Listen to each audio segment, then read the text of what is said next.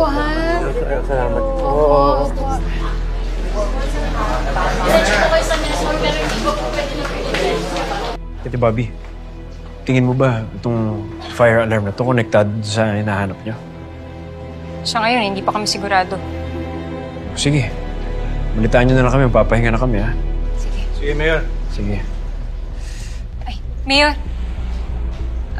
Baka pwedeng pakicheck na rin yung mga gamit niyo sa kwarto kung may nawawala. Bakit? Sa tingin niyo, may nakawa na nangyari? Buti lang na yung nakakasigurado, Dok.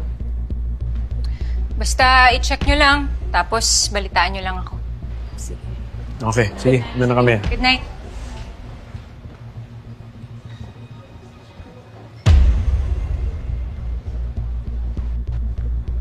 Ano iniisip mo, Bobby?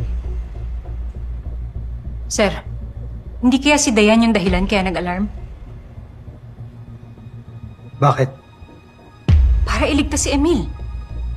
Pang-distract lang yung fire alarm na yun para makalabas si Emil dun sa kwarto.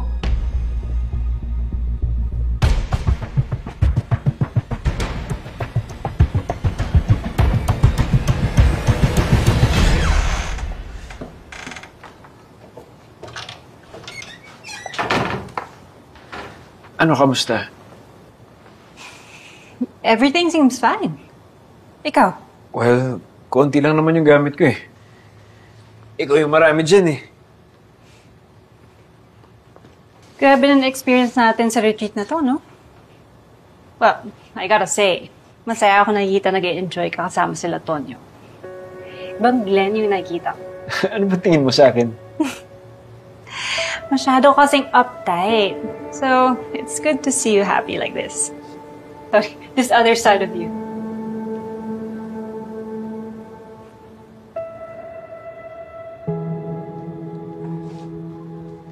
Mabuti pa, ipahinga na lang muna natin to.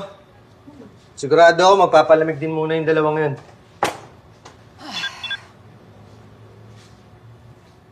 Oh, sir. Nag-text si Mayor. Wala naman daw nawala na gamit dun sa kwarto nila. Kung pumasok din sila, Emil, wala namang nawalang gamit. Paano kung hindi talaga sila hinahanap natin? Alam mo, sir, malakas ang kutob ko na natunugan tayo, eh. Natunugan tayo na sinusundan natin sila, kaya hindi nila tinuloy yung pagnanakaw. Pero malakas ang kutob ko na yung Daya na yan ang may kagagawan kaya tumunog yung fire alarm.